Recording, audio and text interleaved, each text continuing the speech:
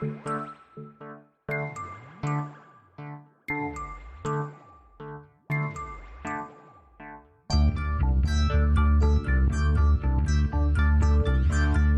is Continuum Drag, a weekly podcast revisiting television sci-fi, fantasy, and everything in between.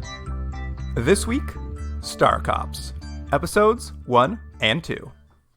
There's a rumor the Russians have already executed that girl. The one who serviced Henvorson's backpack. Of course, they're not too ready to admit it now. You ruined their publicity. The Americans aren't exactly overjoyed with you either. Well, it seems reasonable. Hard to tell them apart anyway. You don't believe that? Why not? Same ends, same means, same victims. What's the difference? The head of an international police force ought to be able to see the difference. Yes, he should, shouldn't he? Maybe they've chosen the wrong man for the job. Welcome to Continuum Drag, the podcast run by fools, cretins, and rogues. I'm Luke, here with my co-host Jordan. What's real, Jordan? Our podcast is controlled by those people? Yeah. Who are we? I mean, there's three options. So there's some crossover. I'm a cretin, I think. So you're telling me I have to be the fool and the rogue? No, you're the rogue. You're always a rogue. So we're both fools. You're like, one-way roads, not for me. I go whatever direction I want. I mean, there's too many one-way roads in this city. You can't keep track of them all. So this week we are starting a new series, Star Cops. I'm assuming this is brand new material for you as well. I was thinking about this last night. I think this season, specifically, I don't think I've heard of any of the shows we've watched. We've gone really into the weeds of obscure things no one's ever heard of. Like, did you ever hear of it before? No, of course not. I think the longer we do this and the more like we do it, we have to research those shows, and those shows bring up other shows, and we're just like 17 degrees down a rabbit hole, and just like, we're lost. We're never going to come out of this. Well, I mean, we're going to get into this, but this is literally a 1980s series that was canceled after 9 episodes that probably only aired in Great Britain in the late 80s. Like, it's so obscure. I gotta say though, when I pulled this one up, I'm like, all right, watch this Star Cops thing next. Whatever it is, I don't know what it is. I 100% expected more Muppets. Why? Just the name Star Cops to me is just like a wacky romp in space, like Space Rangers. We'll get into it, but I have to say, the theme song for this show would make more sense if it was Muppets. All right. Well, this aired on BBC Two between July 6th and August 31st, 1987. Whoa, that's a really short run. That was not even a month. Was that a month? Yeah, that was enough time to get, that's 2 months, enough time to get 9 episodes out. And here's what was happening in the world while this was on the television. First of all, Jordan, in gamer news. My favorite. Yeah, gamer news. July 12th, the first Metal Gear game is released. Ooh, which one's that? They shoot stuff? That's one of the, it's a stealth shooter. Nice. How many have they made since then? God, I mean, a lot, could be probably. a dozen. Wow. It's one of the few series that is run by a single like creative head who has built a like very convoluted, insane mythology around like these like international assassins that is just like it's beyond insanity at this point. All right. Well, and people didn't know what was to become in 1987. No, they didn't. I believe he was given it as an assignment. He didn't know that was going to be the rest of his life. July 27th, Jordan, big day for the world. Rick Astley releases Never Gonna Give You Up and starts a meme for the ages. Yeah, it's funny. It's one of those few things where a big hit and then some time goes off and it's a hit for much different reasons once again. It's true. And also, I should say, if that song was the theme song to this show, I would think it's a better theme song for this show. I can't wait to get into this theme song with you. July 31st. This one's very close to home for me.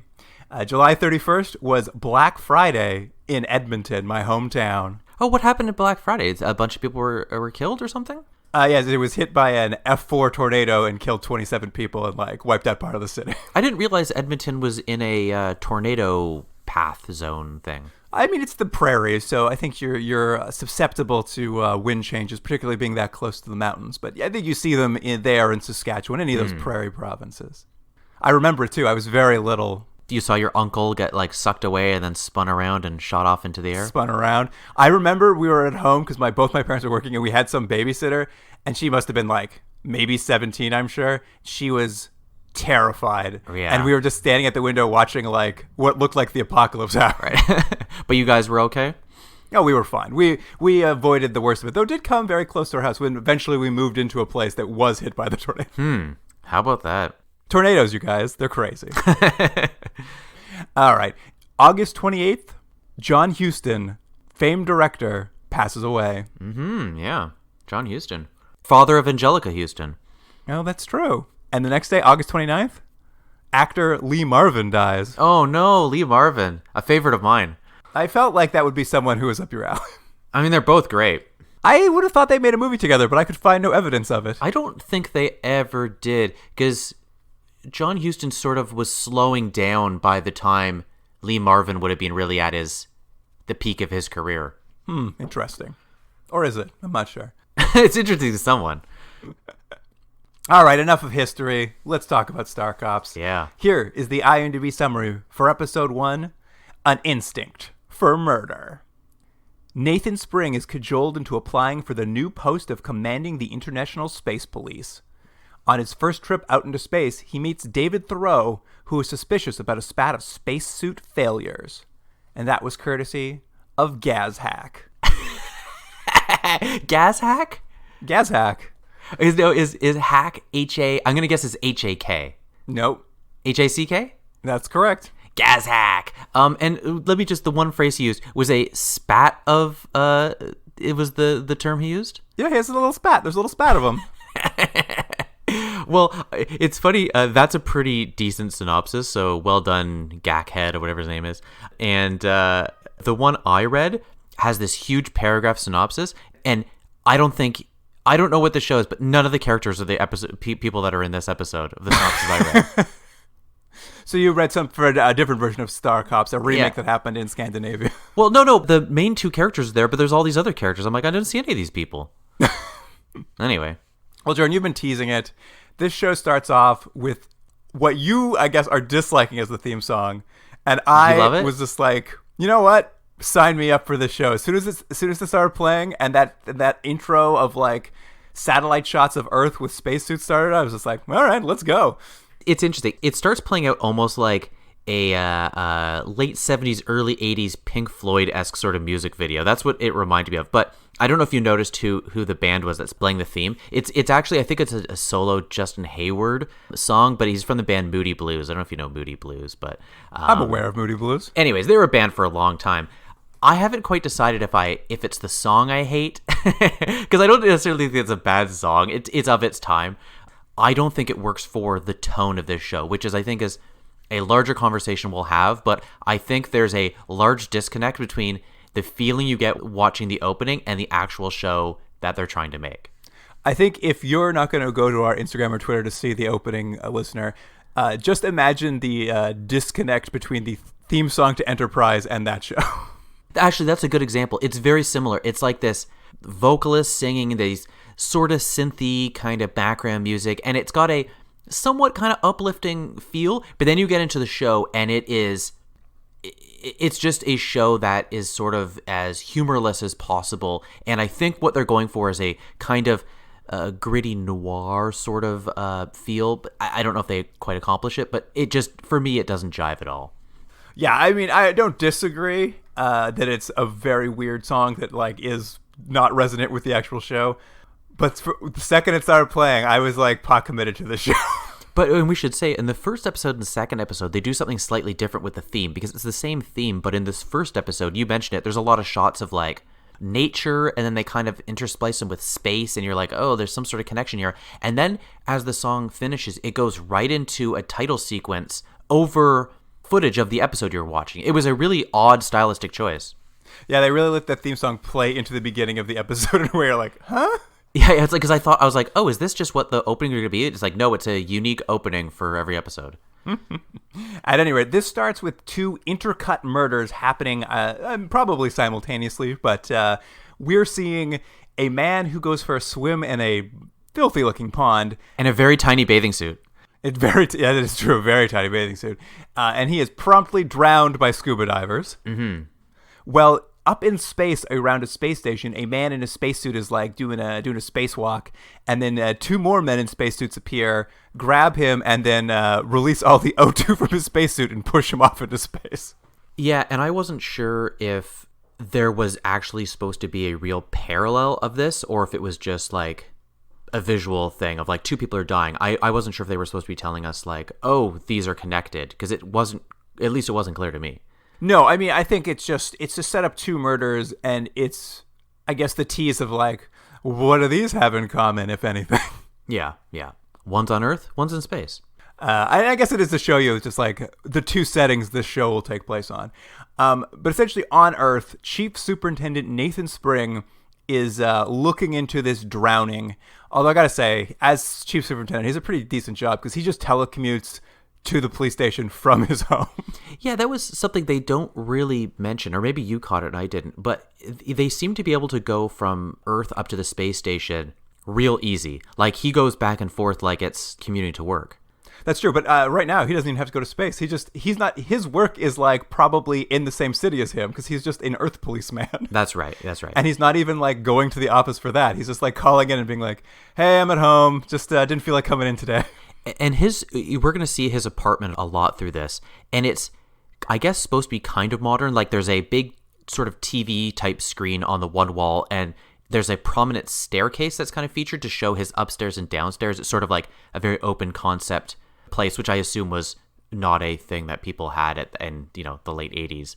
But also, everything's red and green. It sort of looks like a weird Christmas house, doesn't it? It is very cheery. It is like, it feels like it should be in a children's show more than this show based on the color scheme. Yeah. But the show is like, you can see some budgetary restraints because like it's clearly a set. It looks like a play. Absolutely. And I mean, I think that's part of the reason they don't have him go to the police station, because this episode will be all about how he becomes a star cop. So why build an entire set for the police station when he can just telecommute from this apartment we built for him? And do we see his little box thing in this scene right off the bat, or is that later? No, I think that comes up throughout the show. Do you want to talk about Box? Yeah, and he calls it Box, right? Yes, he calls it Box. It's essentially just an Alexa. It's like an AI personal assistant. And it's probably like, what do you say, like maybe 6 to 8 inches. It's just like a little black box with, I think there's kind of lights on the front to show when it's talking. And did you notice that it has the same voice as he does? I didn't notice that. It's the same actor. Yeah, it's the same actor. So it's weird because he's asking it stuff. I mean, it's a little bit robotic, but it's the same voice coming back to him. That's very funny. I'm assuming in their world, you have it personalized is what the idea is. That I don't know why you'd want it to sound like you, but... Yeah, well, it's funny. The Box sort of comes up throughout these episodes, but it's never like key to a plot. But it is key to his sort of character development because... Yeah. When I saw it, I'm like, hey, they predicted an Alexa because he's just using it to like book restaurant reservations or like to add things to his calendar like you would use your Alexa or your like Google Home in your own place of work or living. But in this show, they start talking about how his father used to be a computer salesman, and when his father died, he gave him this very, very expensive AI assistant. Like, nobody has them. It's weird that he has one, basically. So there's some sort of like tease going on around him having this like very expensive, complicated AI assistant, which is very funnily everyone has now. But yeah, and they use it in the show as sort of a way to build his character and introduce elements of his character to the viewer. So because he sort of like almost gives soliloquies to this thing so he can give the viewer what he's thinking at all times. And that's sort of the plot device they use it for. And I will say for this character, because they tease this Box and they tease that his dad used to sell computers because they're sort of establishing him as a bit of like all the cops we watch on these shows, they're sort of anti-technology. Yeah, it's a weird thing that we've seen all the time. Someone decided that your lead cop has to hate technology. It's just a thing. He at least has been of the cops who hate technology. He's the like least passionate about it. Like he clearly doesn't always trust an AI's decision, but at least he like will use technology. But you know why? It's because he's not going to have a robot partner. If he was going to have a robot partner, he would have to hate robots. That's true. He's not getting a robot partner this time. Yeah. At any rate, Nathan is essentially suspicious about this drowning that happened, that I guess has come to his precinct, though the police want to let it go because they work with everything's basically run by AI or probability machines in the future. So the probability machine at the police station says, this is most likely an accident, close the case, accidental drowning. But because Nathan has an instinct for murder, he suspects more. Yeah.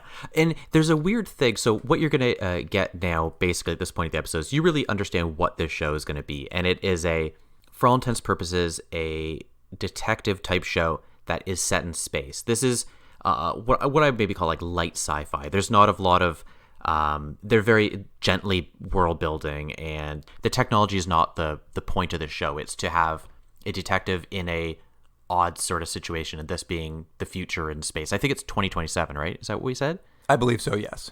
But the weird thing for me is a show that really is about the investigation. It doesn't seem like he's investigating a lot. There's a lot of him like showing up to rooms and be like, I'm thinking about something, but you don't actually see him going out and like finding clues. Well, I will get into it, but I think in these first 2 episodes, which is, I think, a question we'll have to ask ourselves as the show moves on, is, I think it's basically a Sherlock Holmes style show in a near future where space travel is accessible, if not like, it's not Star Wars or Star Trek. It is more like there are satellites in space. There's a small Mars colony. We're like taking baby steps into space. And he's a Sherlock Holmes in that world. However, in these first 2 episodes, I can forgive a pilot. Like, pilots have to set up a lot of stuff. So he is only tangentially related to both crimes in this episode. Like, he'll solve them both more or less, but he's got other things to deal with. And we'll get into the next episode as well. But like that episode as well gives him a tragedy. There's still a thing to investigate, but like the tragedy overshadows the actual investigation. So we'll see if maybe as they get out of these first 2 episodes, it becomes a little more like detective worky and less like personality building or world building, but these 2 for sure. That's how I kind of felt. I was hoping that there was going to be a little bit more focus on him going through and finding clues and putting those together and solving a crime. But you're right. It's weirdly, it's like the A plot and the B plot. Like they're connected, but it's like you have to learn about him and, oh yeah, by the way, there's a murder. Right. Well, and I mean, that's the thing. Is like we've got both these murders to go through, but Nathan himself, like he's going to go see his superior officer and ask for permission to follow up on his hunch that the drowning is a murder. And his boss quite clearly has had enough of his shenanigans of questioning the probability machine, because his boss has basically been like, hey, listen, remember a few months ago when I told you to apply to the Star Cops to be their new commanding officer? Listen, you've been shortlisted. I really want you to ignore this drowning and really focus on getting the fuck out of my department. Yeah, there's a lot of pressure from him to essentially take a promotion. I guess it's a promotion, right? Or is it like a sideways, a more lateral position move? I'm not sure. I think it's a promotion in that he'll be a commanding officer, I think, but it will also remove him from the I guess London police force he works for, who do not want him there anymore. Oh, and let me mention real quick, I did as I've slowly started reading about this show, apparently originally they wanted a very young guy to be playing this cop, and the idea was being that he rose the ranks really quick but has really ticked people off along the way. And then this particular actor read for the role and they really liked him, so they changed the character to be a little bit older. And we should mention, he's probably like, what do you think he is, about 50? Yeah. He's certainly, he's a bit more of a grizzled cop in this show, for sure. Yeah. Let's talk a little bit about the Star Cops as we get going here, because I guess they're part of an international space force, and they're made up of about 20 volunteer part-timers who I guess just handle investigations on the space stations and the moon base that are in orbit around Earth, just to like look into accidents or like incidents that happen. But they're not really like regular employees. They're just kind of like people who have another job who volunteer to do some part-time work doing a little bit of investigation for the Space Force. Was that what it was? They're sort of like part-time cop? Because I wasn't quite sure. It's not that clear, because when you first meet one of our main characters is going to be Thoreau, I was like, is he an engineer, or is he an astronaut, or is he a cop? What is he? Well, he seems to work in traffic control as his day job, but what he's done is it's like when you get a job and they're like, hey, I know this is your job description, but how would you like to volunteer on this committee to do some extra work on the side? Okay. And they're called the Star Cops only because some reporter wrote up some like really mocking article about the like police enforcement up in space, and essentially in it like nicknamed the Star Cops, and apparently that nickname really stuck, and now they just, everyone including themselves, just refer themselves as Star Cops. I thought about that. So the title of the show really should have been Star Cops in quotes. In quotes, yeah. Or a snarky little emoji next to it. Yeah. But yes, this is kind of the other character we're going to follow. You mentioned David Thoreau. He's an American who's working with the European Space Organization. Yeah, I think he's traffic control because he spends all his time with his coworker in traffic control when he's not investigating.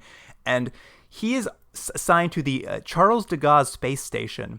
I don't know how you felt about this. Like the effects are low budget, but I thought they did a good job. And like everything looks like the space station looks like the International Space Station. They kind of come up in shuttles that look like the NASA shuttles. Like everything is just like our time, but just like slightly advanced. I thought the floating effects and stuff were pretty, at least inside the ship, were pretty good. I mean, when you start seeing the people floating out in space, you can see the budgetary restraints. But I thought the look up in the space station was much better than back on Earth. And every time he was back on Earth, I'm like, guys, this just looks terrible. Go back to the space station. It is funny on the space station because these space stations don't have artificial gravity. Like that's what you'd expect a show like this to do. They're like, no, there's no artificial gravity. So all these actors are either doing wire work or faking being in a zero G environment.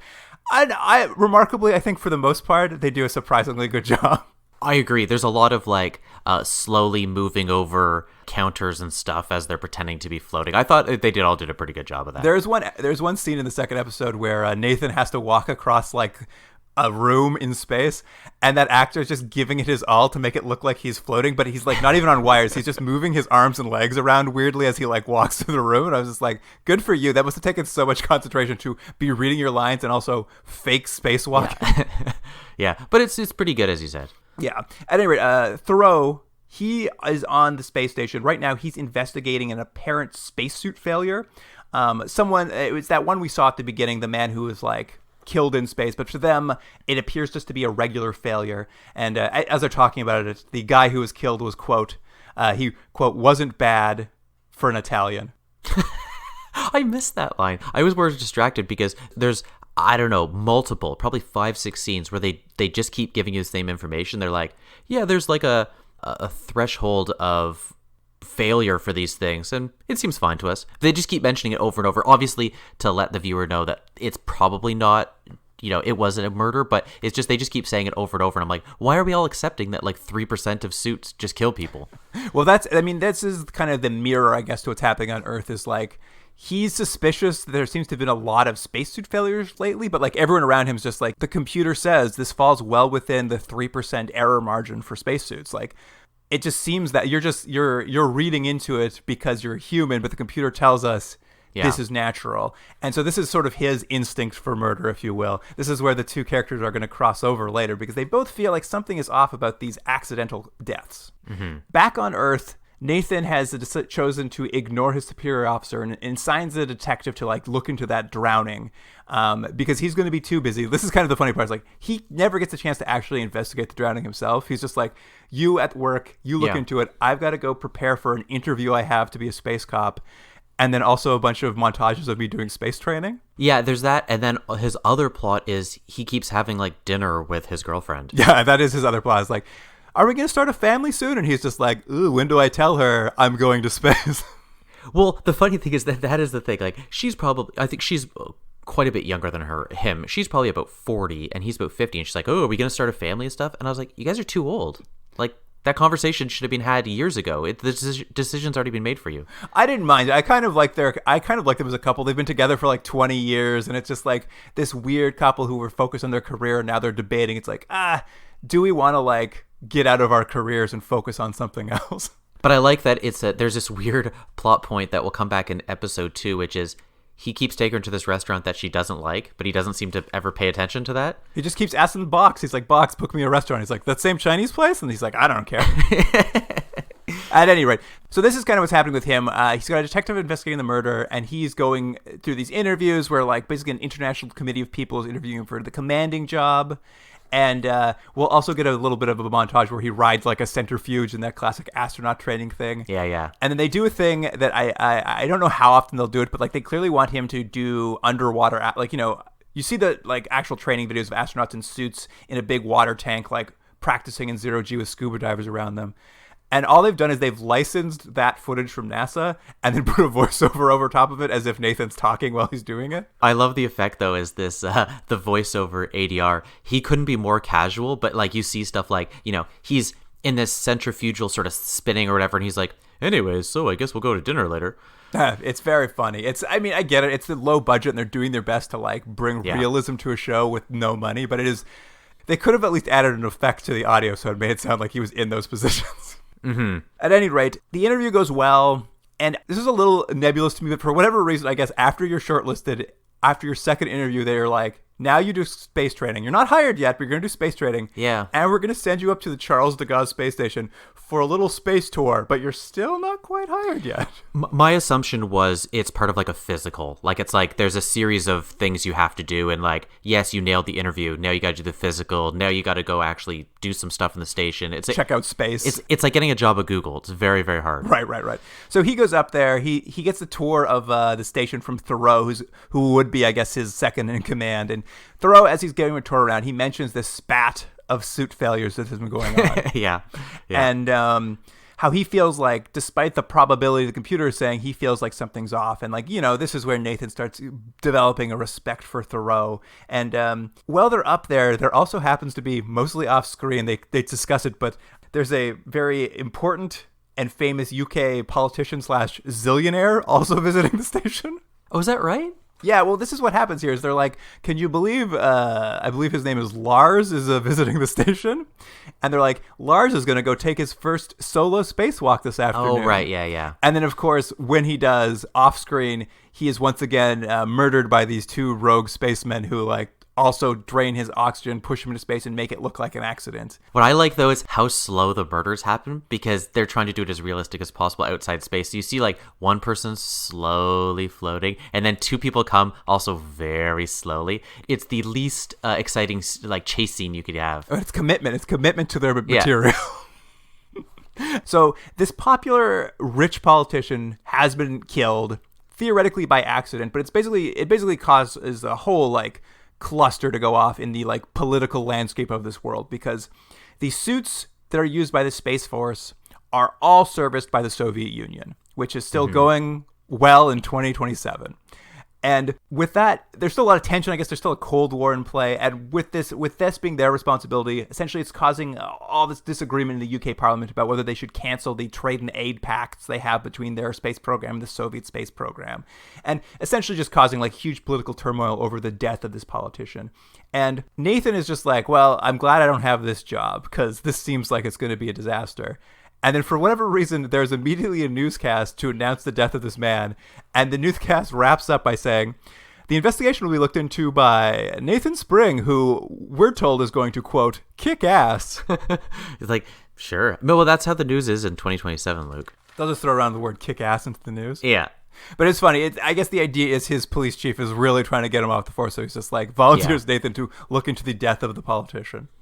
So he basically enlists Thoreau, and they start like looking into what happened and like, discussing how Thoreau is part of Thoreau's suspicions around the spacesuits are that like the Soviets at some point recently made a whole bunch of improvements to how they do maintenance on the suits.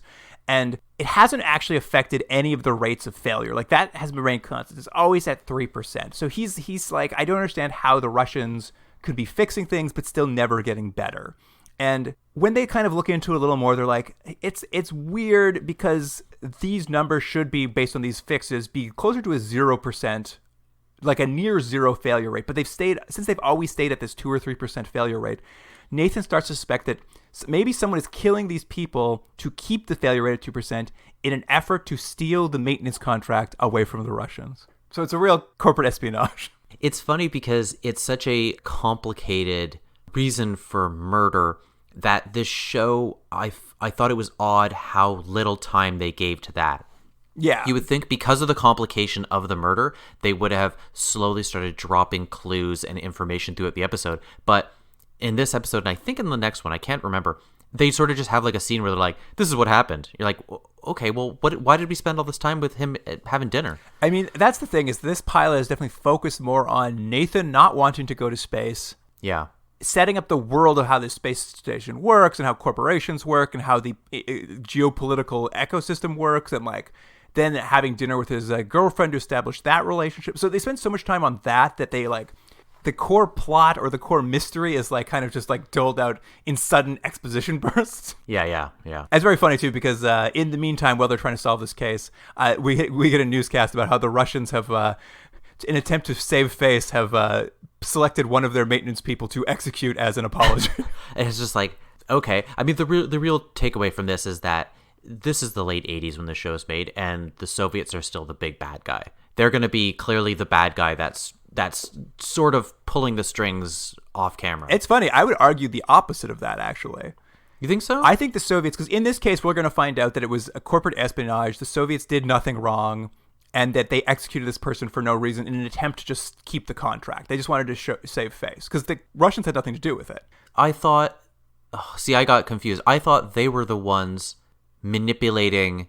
But they were manipulating the numbers so they could keep the contract. But who killed the guy? No, the Russians had nothing to do with it. The Russians were actually trying to fix the spacesuits to get them to near zero.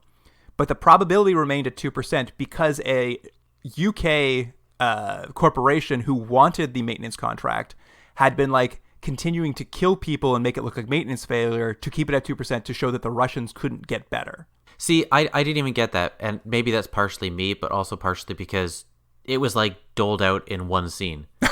Well, I think they do a bit more of a recap at the end, but that so the Russians are certainly, there's a Cold War going on, and they teased it in this episode and the next one, but this show has a very anti-American bend. I would agree with that, yeah. They really imply that Russia and America don't get along, but that America is really the problem in the geopolitical sphere of the show. I would argue they sort of pick at everyone. They pick a little bit at Australia, they pick at the States, they pick at the Soviets. I think the only ones they aren't picking that much at are the British. Well, we'll keep going. We'll find out. I think you might be right, though. I think it might be they like to make political commentary for sure. Anyway, back to the space station. Nathan has a plan. Now that they suspect that somebody's actually killing these people for potentially a maintenance contract grab, Nathan has Thoreau put out a big, I believe they call it a AAA personnel database check. Right. Where essentially they're just going to cross-reference every person who works in a space station against connections to space technology companies and or right-wing extremist groups in case this is a political assassination. Mm-hmm. But they're only doing this basically because they want it to be very public. They're looking into this. And he's essentially hoping to smoke out the culprit by launching a very big public investigation. And to really sweeten the deal to bring the culprit out, Nathan suddenly announces he's going to do his first solo spacewalk, which is just if I'm the murderer, I should know this is clearly bait. Yeah, but Nathan's just that good. He knows exactly which will entice them. It's true. And it works because as soon as he goes out on a spacewalk, we see the two mystery spacemen start floating toward him. And then we cut back inside and Thoreau's hanging out with his coworker who we see him with all episode. He's another traffic control operator, and they're just having a little chit-chat, dropping movie quotes like they like to do. They're real good friends. Yeah. And it suddenly dawns on Thoreau that if Nathan's right and this is all just a series of murders, then there's no way you could just float around space and show up and kill people. Somebody would pick it up on some sort of radar or some sort of tracking devices, which means that you would need someone on the inside working traffic control. And it suddenly occurs to him, oh, it's my good friend, this coworker is in on this. And that coworker pulls out a, quote, reduced muzzle velocity gun so he can kill people in space and says, well, you figured me out. Time to die. Yeah, time to die, but I'm going to take you to another place to shoot you. So we got to go float around for a little while to get to the area where it's good to kill you. Well, he can't kill it. He has to make it look like an accident so the computers don't notice. So he's going to I'm going to put you in a spacesuit that has no oxygen. I'm going to push you into space, and then I'm just going to say you tried to go rescue Nathan, whose suit is also broken, and just a whole bunch of accidents happen in a row. Yeah. But unfortunately for him, when they get into the airlock, he doesn't notice the spacesuit floating above his head, and it's Nathan, and he casually slaps him in the side of the face. Yeah, and that part was shot really oddly because are we supposed to, because he mentions, right, that he was able to disarm the murderer out in space? Yes, well, that's the thing is last we saw Nathan, he's about to get attacked by these two murderers. Next time we see him, he's now back in the airlock doing an awkwardly staged thing where he's supposed to punch this guy and knock him unconscious, but it looks like he just lightly taps the side of his head. And anyway, it doesn't matter. And then Thoreau's oh, how did you get inside? He's oh, I grabbed the medical laser and murdered those two people. Yeah, it was just it was such an odd thing this pilot kept doing, which was everything interesting was kind of off camera. But I mean, I get why it would have been a difficult thing to have a big space fight stuff. But it is funny that he's like, he goes out, you're like, oh no, he's gonna get murdered. Then he's like, oh yeah, by the way, you wouldn't believe the stuff that happened back there. But I won. Yeah, I won. And so they basically solved the case. The executives at PanConTel are charged with conspiracy around all these murders. Nathan is offered the job commanding the Star Cops. And it's very funny because there's a moment where he goes back to Earth. He's just like, I don't want it. I don't want your job. I'm resigning it. And his boss is just like, oh yeah? Well, there's a detective on your force who just happened to solve a drowning murder. Turns out it was the wife who did it. She hired assassins by selling his watches. So I promoted him to your job, and you're currently unemployed. So are you sure you don't want to be a space cop? And that was how fast they solved the murder of the lake. You're like, oh, okay, great. Glad we heard about that. Nathan was right all along, but it cost him his job. Yeah. And so now we're set up for the most part, and he's going to be the head Star Cop, and he's up in space. He's going to space, but not really. He's still living at home mostly. I mean, it is as you mentioned, it is a very quick trip between space and Earth. You can go back and forth in like a few hours. He can keep that nice red and green staircase. Here is the IMDb summary for episode 2: Conversations with the Dead. Why were you visiting her grave at this time of night? I thought maybe you could see the stars. I don't know. It seemed an appropriate way to say goodbye. It's a bit sentimental for my taste. Well, I'm old-fashioned at heart. Still, that's got to change. Last time I looked up at the stars, something nasty dropped in my eye. I think it was batshit. Nathan's girlfriend, Lee Jones, is murdered by an unknown attacker who breaks into his home. Grief-stricken, he returns to Earth, leaving David to investigate a tragic accident out in space that has crippled a freighter on its way to Mars, dooming its crew to certain death. Mm-hmm. And that was a courtesy again of GazHack. Yeah, GazHack's got it. We open on... similar to what we saw sort of in the training sequence, you get a lot of footage of this ship sort of flying and voiceover over top to kind of explain what's happening. And I think it looks like there's some sort of machine failure on the ship, so it's like floating out into its own orbit now. Yeah. Am I right? I mean, it's actually some nice miniature work they have on here. Like, it's just a ship out in space. It's, I guess, thrusters fire when they're not supposed to and basically shoot them way, way off course, to the point that, like, they're never going to be able to correct. They're basically going to fly into deep space and die. And this is, like you said, weird because all we ever see is the miniature work of the ship in space. And then we hear the radio traffic between the people on the ship calling back to the moon base command center. But you never see the people on the ship. All you ever see is exterior shots and, like, the audio from inside of the ship. So it's a bit awkward for sure, but it is, I'm sure, budget related. But the point is, these people have basically lost power and maybe even life support as they're just, the inertia of floating is just taking them further and further away. Yeah, that's what you need to know. It's essentially like they're dead. Like, there's nothing they can do to correct this glitch that threw their thrusters off course. So these two people are just like, well, that's it. Like, it's kind of that, I mean, you know, it's a thing in science fiction where it's just like, in deep space, there's very little you can do. If something goes slightly wrong, even if it doesn't kill you, you could, like, it's still a death sentence is basically the idea. Right.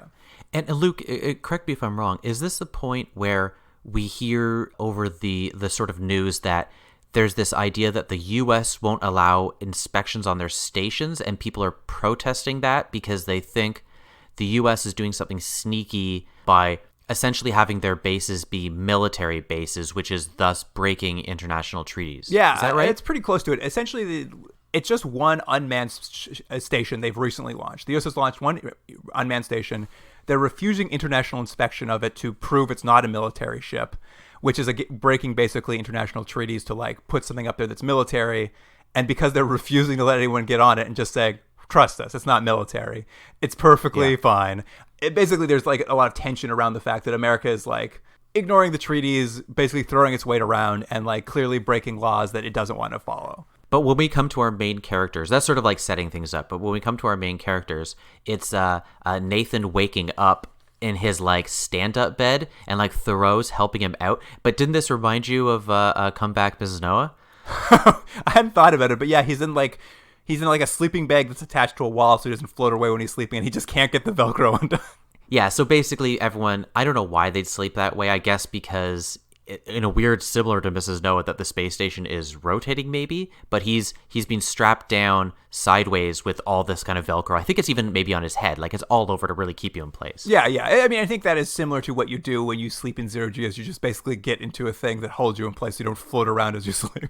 Oh, and I'm going to mention one thing that makes an appearance in this show and a couple times is Nathan wears this like inspector's hat, and it's really stupid looking, and it made me laugh every time he wore it. It was just like, I don't know, it's just like this little tiny blue hat to put on his big head. It's the space cop uniform, that little tiny blue hat. Yeah. Let's hop down to Earth for a quick second, because we skimmed over her last episode, but Nathan has this girlfriend, Lee Jones, and she's going to die right off the top of this episode. Yeah.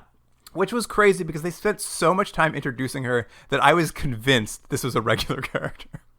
Well, I mean, in some ways, it was an interesting decision because you did, for all intents and purposes, have her introduced as a main recurring character, and then now she's gone. So I guess you're as a viewer supposed to feel bad that she's being killed. I mean, we didn't develop her much other than she wanted a family and she didn't like Chinese food. But regardless, she gets murdered. No, I don't think you're going to feel much for her, but you certainly are surprised when she abruptly dies at the start of the episode. But actually, and I thought this scene, which we're going to talk about, I thought this scene of her getting murdered was pretty well choreographed. Yeah, it's not too bad. Like, she's essentially dropped by Nathan's apartment. She's taking care of it while he's gone. And they're, things are a bit rocky because she'd turned down a promotion. They were going to start a family, and now he's gone off to be a space cop. And, a little bit makes their relationship a little more rocky.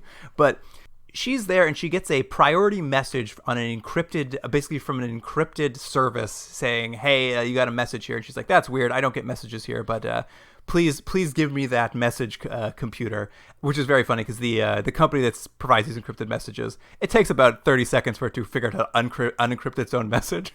Yeah, sure. And the message basically says, stay where you are, your life is in danger, and it's apparently from Nathan. It's like it's signed off by Nathan. But because the encryption's taken so long, she's basically wandered off and never sees the message. Yeah, which was weird because I think right as the message comes in, it's basically like, get out of here, whatever, there's something happening. And then stay put. Yeah, all the lights go out. Yeah. And she hears... do they call it a turbo lift? What do they call it? It's like It's the lift. It's an elevator up to his apartment. Yeah, an elevator opens, and it seems like there's now someone in the apartment. And in the dark, she is very quickly murdered, and we are sort of left to be like, what is going on here? Why did Nathan know that, and we didn't see that in the previous scenes? But what I liked about this, and I thought it was a little bit undercut because I think the show could use a little bit of a darker look to it, and everything kind of looks inherently a little lame, but I thought this was, again, pretty well done, and with the darkness of the lights going out, and then this guy like really creepily whispering to her. Right. I mean, it wasn't a bad scene. Like it was a surprise for sure off the start of the second episode to have this murder happen. And what kind of happens with the rest of the episode is Thoreau's going to stay up in space, and essentially he's going to be put in charge of investigating what happened to this freighter. Why did this freighter malfunction, basically? And he's also going to be put in charge because Nathan is, what we see in this first sequence is Nathan has a weak stomach for being in zero G. So he orders Nathan to go set up an office on the moon base where there's gravity for him. Well, you're right. So Thoreau's basically going to be investigating this ship that is now floating, essentially just a floating coffin. And then Nathan is going to be unofficially investigating the murder of his girlfriend. Yeah, he's going to head back and spend most of his time on Earth. And it's very funny because he comes back and he's not a cop anymore. So he's been assigned. There's been 2 cops assigned to his case. A real classic good cop / bad cop in a bow tie. Yeah, and a good mustache. Great mustache. These are Inspector Corman is the good cop and Inspector Devis is the bad cop. And I like Devis right off the bat. I was Team Devis. Devis is great. The actor they've hired to play him is just like a big, brash man who even Nathan's just like, your reputation is that you are bad at your job. And he's just like, maybe I am. Yeah, we've worked with that guy before. What of it? What's a big deal? I don't clean up after myself. And essentially they're just like, apparently someone sent a message to Lee faking Nathan's sort of sign-in identification on some sort of like phone service to keep her in the apartment so she could be murdered. And no one is sure why yet, or if perhaps it's maybe, quote, a psycho on the loose. Yeah, but what they basically realize is someone has faked the message from Nathan. What I like is they're like, they knew she would stay and look at the screen. And I was like, but that's not what happened. She wasn't sitting there standing by the screen. She just stayed in the apartment. But anyways, the point is it worked, and they're trying to figure out who would have known enough about him and known how to pretend to be him and blah, blah, blah, and then kill her. Exactly. And that night, Nathan's spending his time in the apartment mourning the loss of his girlfriend, and he receives another encrypted message telling him that he is next. The lights go out, the lift opens, but no one's there, and it's just to, I guess, set up like, it's not really a jump scare, but like he pulls out his gun, his cool future gun, and then his phone rings, and when he answers it, the caller's just like, I know who killed your wife or your girlfriend. You've got to meet me in the park in 15 minutes. Mm-hmm. Really like amping up the tension for what's going to happen with Nathan here. Yeah. And Nathan heads out to that park, and oh man, how did you like this weirdo in the park? It's weird. So yeah, he's sort of like a steampunk roller skater. He's almost like a character kind of from like a low budget version of Mad Max. Yeah, he looked to me like an extra out of Mad Max, but on rollerblades. At first, I really liked it because I thought, oh, this is just what 2027 is like. Like, these weird hoodlums are just these, like, mutant-type people. That is it, and I think he calls them the urban Apaches. They're just, like, weird hoodlums that go out at night on rollerblades. And I believe Nathan, when he sees him, he's just like, get out of here, you freak! Yeah. It's just like a nuisance. But the guy kind of comes by and sort of, like, taunts him in some sort of way. He's like, fully masked. Yeah. And then he goes away, and then comes back, and then essentially starts attacking him. Yeah, he basically, this guy, very brave too, because Nathan literally has a gun in his hand. This man basically beats Nathan to the ground, kicking him with rollerblades, which, to be fair, would suck. Yeah, as soon as you get a wheel to the eye, you know there's trouble. Although I will say, this is maybe a weakness of the show. The actual fight choreography, it looks like the hits look so weak. This show is staged very much like almost like a sitcom in the way, like a sort of 3-camera setup. And so stuff like this just doesn't evoke much, but you just go, all right, we know he's getting beaten up. Yeah. Because he does look bad after he's been hit. Absolutely. He's bleeding a lot. And what I really like too is like, I'm like, oh, is this the guy who killed his wife? And it's just like, no, this truly is some random weirdo who skated by, because the real murderer steps out and is just like, hey, stop murdering that guy. He's mine to murder. And he murders the Mad Max man. I know, and that's why I thought it was going to be a thing where it was like a double reveal. It's like, it's actually me under here, but it's like, no, that's just what you have to deal with in the park. Yeah, if you go to the park at night, you're getting beat up by a man in roller skates. So the killer basically starts taunting Nathan, just like, I told you to meet me here because I know who killed your girlfriend. It was me all along. I did it. Now, in terms of his plan, what was the plan there? Because let's say the roller skate guy never showed up. He wanted Nathan to come, and he was just going to tell him that same bit of information? It's a mystery. I don't know. Or maybe, I don't know. I'm not sure what the plan was either, because, he saves Nathan by killing the roller skater, and then kind of admits to everything. And Nathan's like, pulls out his gun and is like, why did you do it? And at that point, the good cop, Inspector Corman, appears. I guess she's been following Nathan around. And she opens fire on this, like, murderer. And she's a terrible shot. She misses. Nathan also starts shooting. He misses. And the killer gets away. Though those guns, pretty great. But again, I'll make the point. If this killer had just met him in the park and Nathan showed up with a gun, he'd be like, you're under arrest. And the guy'd be like, oh, that was a terrible plan. That was a bad plan. I mean, maybe he had another plan we didn't see, and it was just interrupted by like, rollerblade. Behind the bush, there's this like real weird mechanical apparatus he was going to be pulling out stuff. He just never got the chance. He's like, I spent all this time. I dug a hole. I put a leaf over top of it.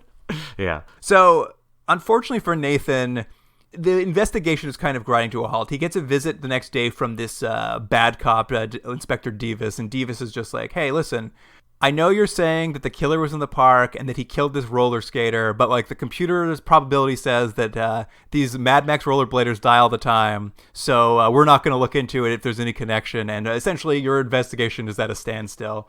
And well, no, it's more than that. He's basically like, you're not on this case. Stop investigating. We're the investigators. I know that I have now admitted I'm a bad investigator, but you're not on this. Right. It essentially basically tells Nathan to get packing.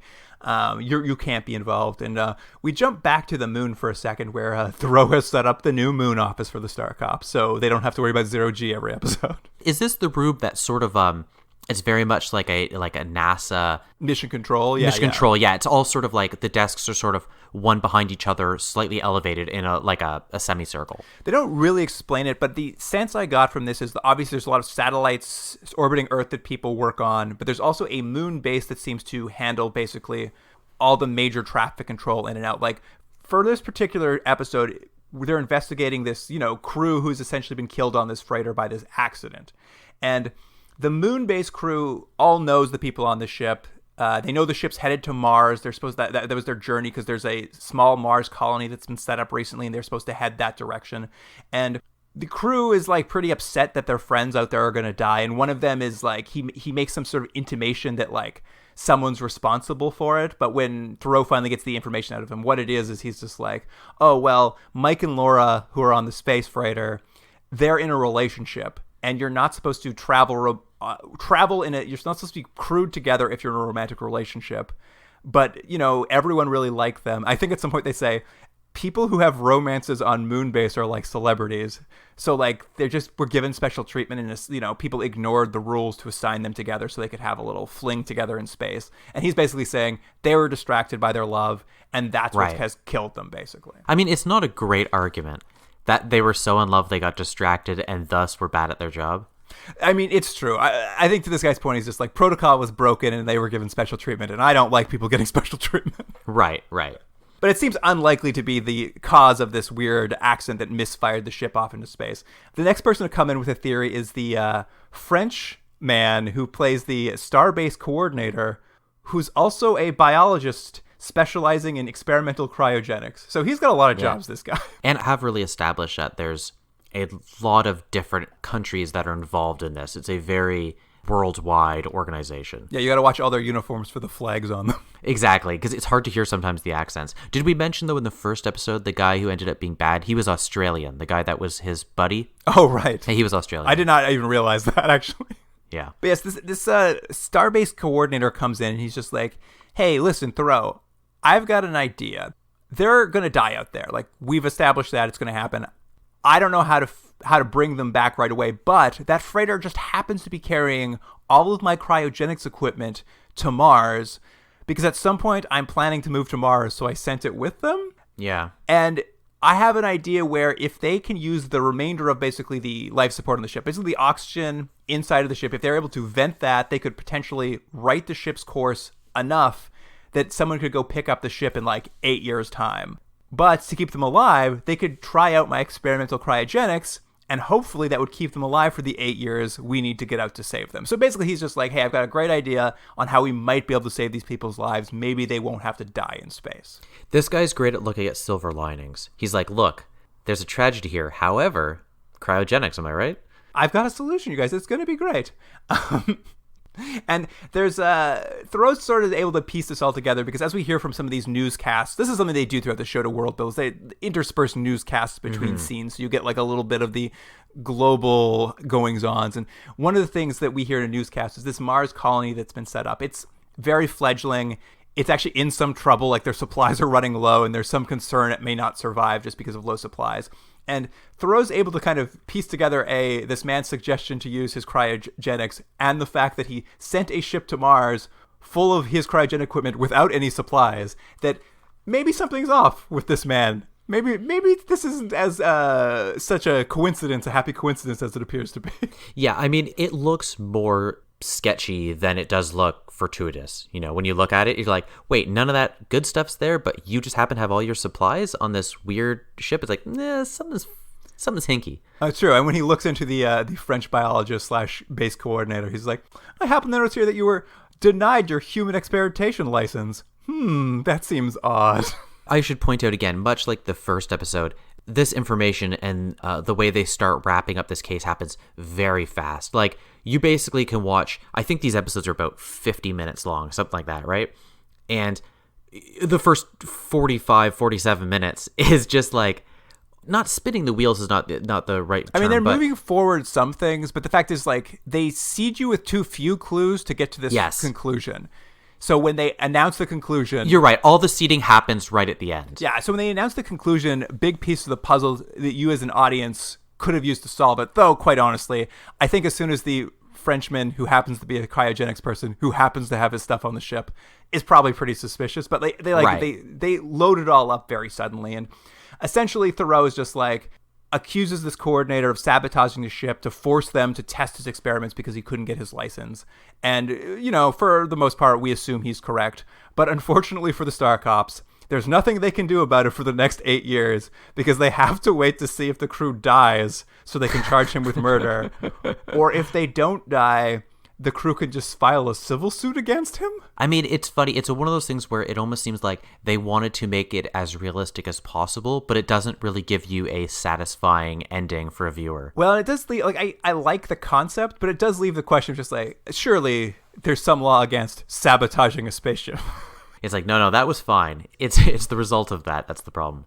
Or maybe it's just they can't see the evidence till they get that spaceship back in 8 years. But it leaves with this thing. They're like, you better let us know of your travels for the next 8 years. It's like, oh, scary. Yeah. He's basically like, he'll be fine. Jordan, if I told you I needed you to check in on something in 8 years for me, would you remember? Probably not. Write yourself a little note. Yeah. Anyway, while Thoreau has been solving this case up in space, Nathan has returned to the moon because he's sort of run out of options in the investigation to his dead girlfriend on Earth. And kind of once he's back in the office with Thoreau inspecting his new moon office, they get a call from somebody up on the Charles de Gaulle base. Apparently there's an unauthorized person hanging out in the old Starkov office up there looking for them. So they hop in a shuttle, head off to the space station, and they happen to meet old good cop Inspector Corman hanging out there. She's been looking for Nathan because she's basically been able to deduce the ID of the identity of this killer. Mm-hmm. And basically she's just like, he's a former, and this is what they call them, and I think this is a reference to people who go to work in space, but I'm not sure. She says he's a former, quote, high frontier. Yeah, that's right. High frontier, yeah. But he was busted by the Star Cops on a charge that later turned out to be false, but he still lost his job. So now he's looking for revenge. So he killed Lee and he wants to kill Nathan. And I was just like, ugh. And we'll discover this cop isn't on the up and up, this good cop. But I'm just like, Nathan just got this job. I have a hard time imagining a man targeting him. Like, he had nothing to do with this man's job. Do you think he just doesn't like the leader of Star Cops, and this plan was really built for whoever his predecessor was, and they're like, yeah, sure, Nathan too, whatever. I mean, that's certainly what Inspector Costigan, is that her name? Something like that. I mean, I don't know what her name is. Corman, Inspector Corman. This is essentially what she's positing. It's just like, he's so mad at Star Cops, he wants to kill the boss of Star Cops, even though you weren't the boss of Star Cops when all of this happened. Yeah. And also your girlfriend. Like, he's really mad. Yeah, well, that was the part that's a little hard to believe, too. It's like, she also killed your girlfriend because of this plot that you weren't involved in. It's like, yeah, okay. And it's at that moment they get a call from traffic control in the Charles de Gaulle being like, hey, oh, by the way, there's also an unauthorized shuttle launch happening. And the inspector's like, oh, well, that makes sense because the killer clearly followed you here to find you to kill you. But now that I'm here, he jumped in a shuttle to run away. We should go on a space shuttle trip and chase him down. And they do. So Thoreau, Nathan, and Corman all get in the space shuttle to chase the other one. This, it's a very slow-paced space shuttle chase, but it's kind of what you'd expect. And what we find out as they're like chasing the spaceship down, Thoreau's able to be like, oh, I can tell by their course they're headed to that unmanned American space station all the newscasts have been talking about being a military base but won't allow inspections on. And Nathan's like, aha, I've pieced the clues together and solved this mystery based on that information. Yeah, and you'll probably have to untie this. So the guy is a British spy, and she's also a British spy? Yes, essentially what this is due to the international outcry we'd heard about earlier, how the Americans won't let anyone inspect their probable military base, these two British spies have come up with a plan in which they will murder Nathan's girlfriend and set up this whole chase toward the space station because the Star Cops, they're a non-political organization. They're basically an international organization, and they don't have to play by the rules. Like, they can land on the U.S. space station to arrest this person, and there's nothing the U.S. can do about it. It's part of the treaties. Basically, it's completely legal for the Star Cops to go there to solve a crime. But because these are both spies, they'll also both get access to this unmanned space station to see what the Americans are doing on it. So it's basically this really convoluted plan that really unfortunately kills Lee in order for these British spies, which is where I think also the British, like, there's clearly also dragging the British down into this, like, the muck of this global conspiracies. But well, see, I don't know if I entirely agree with this. It felt more to me like that the ambiguity of like a John le Carré novel, where the British are sometimes doing things that is a little bit unsavory, but it's all really for the good of everyone else, and they, regardless of what they do, are still the moral. Still have the higher moral high ground. That's how I kind of felt about it. I mean, I think that could be there. I think they also mentioned, though, it's like, oh, and part of our plan is also we're going to pin it all on the Russians. And I'm like, well, that's rude.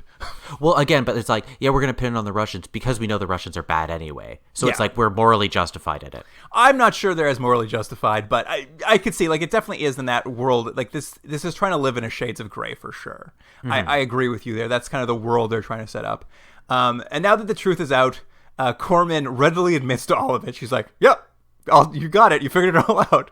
Yeah. This part was baffling to me, though, because she's like, at any rate, though, I outrank you, Nathan, so I am ordering you to go to that space station anyway. And Nathan's just like, yep, you do outrank me, so I have to do it. I'm just like, but you're an internet, like, I thought that was the point, is that, like, you're not related to the British anymore as the space thing. Doesn't really matter, though. And Thoreau is really ticked off about it. He doesn't like any of it. But Nathan only agrees to, like, continue the mission to the space station because I guess he, like us, was very suspicious of this story about a killer who wanted to kill his girlfriend because he got fired from his job. Because apparently he is called ahead. He's called the U.S. government. He said, hey, heads up, a psychopath killer is headed toward your unmanned space station. You might want to shoot it out of the sky.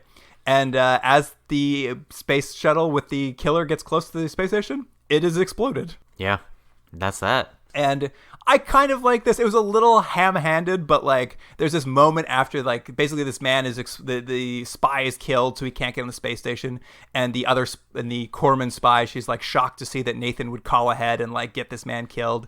And Nathan kind of gives a quick soliloquy about how mad he is at her for forcing him to kill a man. He's only ever done that 5 times, and he doesn't care for it. Oh, what I should say, we didn't really mention it throughout this episode. There's many scenes that seem to be designed really to showcase his acting. You know, sort of, it's like a scene where he's very upset about the death, or he's very against this injustice. It's a lot of him being able to sort of chew scenery. Thoreau is there, and I like the actor playing Thoreau. He's an interesting cat. Like, I think he's interesting. I'd like to see more of him, but it really does feel like a one-hander. They're just like, focus in on Nathan at all times. Let him just chew the scenery. And he's not bad at it, so I don't hate it, but it's certainly it's the Nathan show for sure. And we get one more big scene with him because he gets to go to the cemetery now. Yes, he returns to Earth to visit Lee's grave.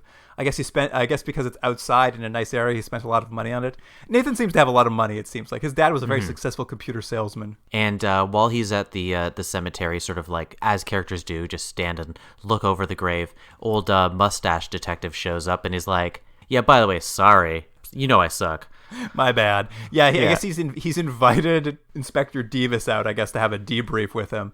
And yeah, Devis is fine. Like, this is where his character was like, kind of really won you over if you weren't there yet, but he's just like, listen, I am a bad detective, and they did this to manipulate me so they could, like, do all this spy stuff. But he's like, he promises Nathan he's going to basically still charge Corman. He's going to go after her spy masters. He's going to do everything he can to bring justice to Lee. And Nathan's just like, if you do that, you'll lose your job. And he's just like, you know what, who cares? Can you hire me as a star cop?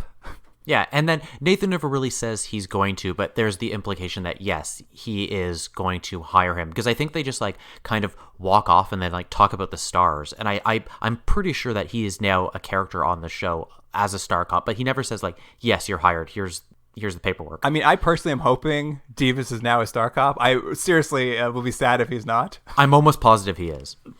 You missed the best part, though. As they're wandering away, they have, like, Nathan's rhapsodizing about looking at the stars, and I believe one of the last lines, perhaps even the last line of the show, is Devis is just like, I haven't looked up at the stars in a while. Last time I did, a bat shat in my eye. That's right. And I think the only part of that line was that he may be the comic relief going forward. That's what I took from it, because it was like, why would you ever tell anyone that? And why do we as a viewer need to know after this very somber scene of him looking over his the grave of his dead loved one? I mean, I will be very sad if he's not a regular. I was really won over by Devis in this episode. Yeah, I think he might be our star character. All right. I mean, I think we've covered all of it as far as I have anyway. That's the kind of the end of the episode. I think we've touched base. There's so much going on. Like, there's so much world building. And honestly, it's a world I'm interested in. I think you're right in that, like, it also wants to be a detective show, like a Sherlock Holmesy detective show, and it's having trouble finding that balance because it's spending so much time, and it kind of has to like build the world because it's so complicated. And it's not even to say they like, I only have a vague grasp of the world. They're really seeding it to you, and they're doing their best to fill it in, but at the cost of the mystery, basically. Like, the mystery is never like satisfyingly handled. So I'm hoping they fix that along the way. But for now, like, I'm interested in the world they're building. Like, I think it's an interesting world for me. So, well, what do you want to give the first episode then? An Instinct for Murder. Like I said, it's got problems that pilots have. Like, it's too bad those mysteries don't solve in a more satisfying way, and they're kind of like jumbled at the end. But I was interested. I was hooked on the kind of concept, and I wanted to see where it was going. But I'm going to give it a 7. I knew you were going to give it higher than me. I'm going to go probably lower than you think I should. And it's not that it's so bad, but I just think they didn't execute anything terribly well, especially in this first episode. You got the sense of what they wanted to do, but there's push and pull of what I want the show to be and what I think the intentions of the show were just don't match what's on the screen. So I'm only giving it a 5 out of 10. Whoa, so low. I'm very surprised. What about Conversations with the Dead then? I'm going to go up 1 point to 6 out of 10. I think it was a better episode. It still has some of the same problems that I don't know if the show's going to fix by the end, but I think it was a little bit less convoluted and a little bit... I think there was a little bit less of the kind of the world building you were mentioning in terms of just Nathan. So I don't know. I thought the mystery was a little bit better, so I'm gonna give it a 6 out of 10. Interesting. I'm gonna go 6.5 because I think it's exactly the same as the opening episode, which is that like I like everything that's cool about it, but again, the core idea of solving a mystery is just like as rapidly. They're handled. A little tagged on. So I just feel like I'm like if you can't figure out how to make the mystery work a bit better, like I'm willing to forgive that in a pilot because I'm like, I get it. You got to introduce so many things.